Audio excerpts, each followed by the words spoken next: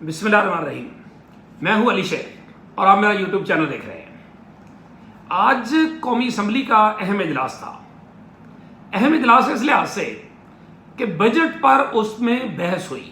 Saint کا اجلاس بھی تھا. سینٹ میں تو اپوزیشن نے اپنا وجود دکھایا, یعنی پاکستان تحریک انصاف کی جو اپوزیشن ہے اس میں سینیٹر شہزاد وسیم نے بجٹ بحث کا آغاز کیا. لیکن دوسری طرف قومی اسمبلی میں جو بجٹ پر بحث ہوئی اس کا آغاز اپوزیشن لیڈر راجہ ریاض صاحب انہوں نے بجٹ پر بحث کا آغاز کیا. اور آپ خود ہی اندازہ لگائیں کہ وہ کتنے قد کاٹ کے آدمی ہیں. انہوں نے خود بھی کہا کہ میری صحت تو ٹھیک ہے, یہ ایک فکرہ تھا, میری صحت تو ٹھیک ہے لیکن ہسپتالوں کی صحت ٹھیک نہیں ہے. انہوں نے فیصل آباد کے مسائل کا ذکر کیا. اپوزیشن لیڈر جو پورے پاکستان کے جو اپوزیشن لیڈر ہیں انہوں نے فیصل آباد کے الائیڈ اسپتال کا ذکر کیا کہ الائیڈ اسپتال جو ہے وہاں پہ فرش کے اوپر لوگ پڑے ہوتے ہیں. انہوں نے بند مشینری کا ذکر کیا اور بھی بہت کچھ انہوں نے ذکر کیا. لیکن یقین کریں اتنی تنقید کی انہوں نے حکومت پہ کہ کمال کر دیا. اپوزیشن لیڈر ہے نا, ظاہر ہے ہم فرینڈلی اپوزیشن لیڈر تو نہیں کہیں گے کیونکہ لوگ اس طرح کی باتیں کرتے رہتے ہیں.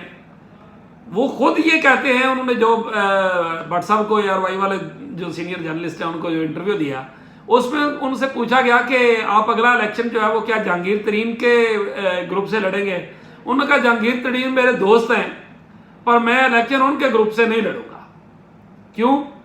انہوں نے کہا جی کہ وہ ابھی تک نون لیگ جو میرے ساتھ کمٹمنٹ نبھا رہی ہے کہ وہ مجھے ٹکٹ دے گی تو اس لیے نہیں لڑوں گا, اور اگر نہیں دے گی تو پھر پتہ نہیں کہاں جائیں گے بیچارے. اور یہ پھر شکوے کرتے نظر آئیں گے کہ ہمیں یہ پہچانتے ہی نہیں ہیں.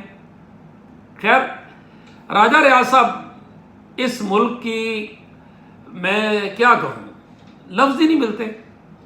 جہاں چودھری نثار علی خان صاحب جیسا اپوزیشن لیڈر رہا ہو, جہاں سید خورشید شاہ جیسا اپوزیشن لیڈر رہا ہو, جہاں میاں نواز شریف جیسا, جہاں مولانا فضل الرحمان جیسا, جہاں شہید محترمہ بینظیر بھٹو جیسا, جہاں اعتزاز احسن جیسا, اس قسم کے جہاں اپوزیشن لیڈر رہے ہوں تو آپ اندازہ کریں کہ یہ میں ریسنٹ ہسٹری کی بات کر رہا ہوں تو اس کا آپ اندازہ کریں کہ وہاں راجہ ریاض قومی اسمبلی میں اپوزیشن لیڈر ہے جو مسلم لیگ نون کے ٹکٹ پہ الیکشن لڑنا چاہتا ہے.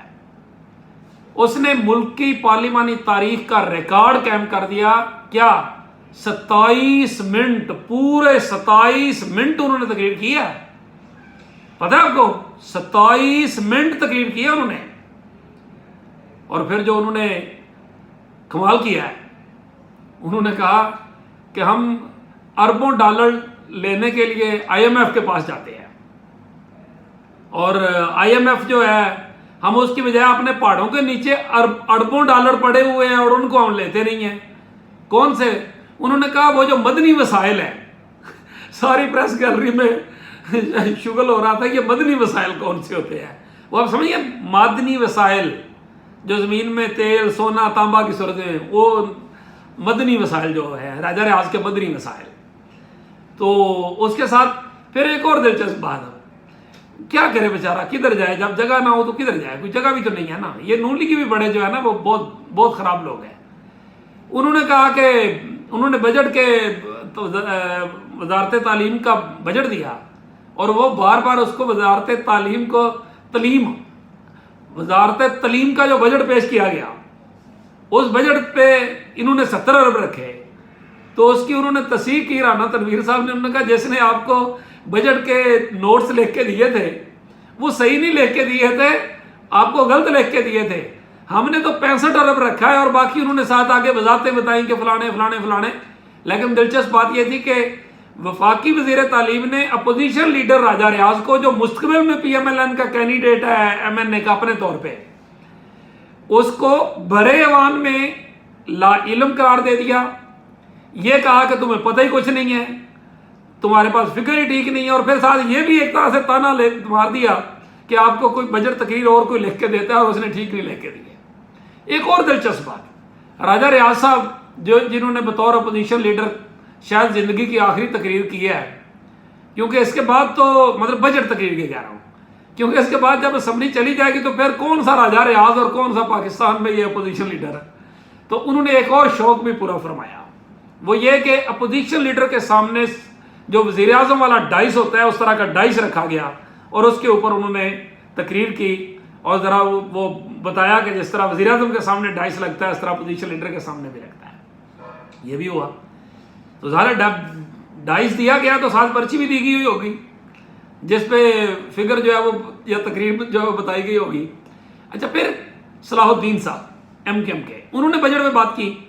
صلاح الدین صاحب نے بھی کہا کہ آئی ایم ایف کو اس قسم کی باتیں کرنے کی کیا ضرورت تھی اسحاق ڈار صاحب کی، اگرچہ انہوں نے جنرل میں بجٹ کی تعریف کی، ظاہر حکومتی دادی ہیں، انہوں نے ملبہ پچھلی حکومت پہ ڈالا، سارا کچھ ہوا، لیکن انہوں نے کچھ تنقید بھی کی، بجلی کے مہنگے ہونے پہ بات کی، مہنگائی پہ بات کی، مختلف چیزوں کے اوپر بات کی، لیکن جو کام کے اس لحاظ سے بات تھی وہ ان کا یہ کہنا تھا کہ آئی ایم ایف کو اس طرح کی باتیں کرنے کی اسحاق ڈار صاحب کو کیا ضرورت ہے جب پھر بھی ہم نے ان کے پاس ہی جانا ہے۔ اور ایک قومی اسمبلی میں ہوا کہ خواجہ آصف صاحب نے، وزیر دفاع نے قرارداد پیش کی 9 مئی کے واقعات کے حوالے سے اور اس کے ذمہ داران کو سزا دینے کے حوالے سے۔ اس قرارداد کو کثرت رائے سے منظور کر لیا گیا، مگر جماعت اسلامی نے اس کی سپورٹ نہیں کی، اس کی مخالفت کی مولانا عبدالاکبر چترالی نے، اور بتایا کہ جماعت اسلامی اس کی مخالفت کرتی ہے اور وہ سویلین کا ٹرائل فوجی عدالتوں میں کرنے کے حق میں نہیں ہے، وہ نہیں چاہتی۔ اور انہوں نے کہا، حکومت کے سامنے یہ سوال چھوڑا کہ اگر حکومت یہ معاملات یہ فوجی عدالتوں کی طرف بھیج رہی ہے تو کیا وہ اعتراف کر رہی ہے کہ اس کا عدالتی نظام ختم ہو گیا، حکومت ختم ہو گئی اور کسی قسم کا کوئی نظام جو ہے وہ سویلین کے تحت نہیں ہو سکتا، اس لیے فوجی عدالتوں میں جایا جا رہا ہے؟ یہ بہت امپورٹنٹ کوشچن تھا آپ کے لیے۔ ان کو خواجہ آصف صاحب نے جواب دیا کہ دنیا میں جہاں بھی فوجی تنصیبات پہ حملے ہوتے ہیں وہاں پہ فوجی قانون کے تحت ہی ان کو سزائیں دی جاتی ہیں، تو اس لیے ہم نے کوئی نیا قانون نہیں بنایا، پرانے قانون کے تحت ہی ہم یہ ٹرائل کرنے جا رہے ہیں، جہاں جہاں سویلین بنے گا وہاں وہاں سویلین کریں گے، جہاں جہاں فوجی بنے گا وہاں وہاں فوجی ایکٹ جو آرمی ایکٹ ہے 1952 وہ لگے گا۔ تو اس طرح کر کے آج کا یہ اجلاس کمپلیٹ ہوا۔ اور دوسری طرف امپورٹنٹ جو ایک چیز آئی وہ سپریم کورٹ کا فیصلہ تھا، اور سپریم کورٹ کے فیصلے میں ججوں نے صاف ایک بہت امپورٹنٹ کوشچن اٹھا دیا حکومتی جو بیانیہ تھا اس کے سامنے، کہ ذرا بتایا جائے کہ وہ 7 رکنی بینچ جو ہے وہ بنا کب تھا، اس کے نام کیا تھے؟ واقعی 7 رکنی بینچ کے تو کوئی نوٹیفکیشن کبھی بھی نہیں ہوا۔ انہوں نے کہا کہ ایک 5 رکنی بینچ بنا ہے اس کا نوٹیفکیشن ہے، اور ایک 9 رکنی بنا تھا، اس کے علاوہ تو بینچ ہی نہیں بنا۔ یہ 7 رکنی کہاں سے آ گیا؟ اس کو انہوں نے فرق ڈیفیوز کر دیا کہ جی کوئی ایسا بینچ بنا ہی نہیں۔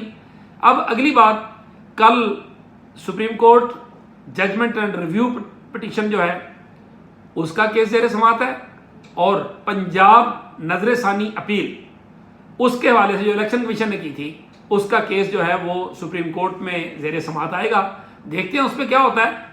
لیکن باخبر لوگ کہہ رہے ہیں کہ سپریم کورٹ سے کوئی بہت بڑی خبر آنے والی ہے، اگرچہ مجھے اس خبر کا کچھ پتہ ہے لیکن ابھی فی الوقت وہ خبر دے نہیں رہے، اس کو ذرا اور تھوڑا سا میچور ہونے دیتے ہیں، اس کے بعد دیکھتے ہیں کہ کیا ہوتا ہے۔ اسی کے ساتھ مجھے دیجیے اجازت، اللہ حافظ۔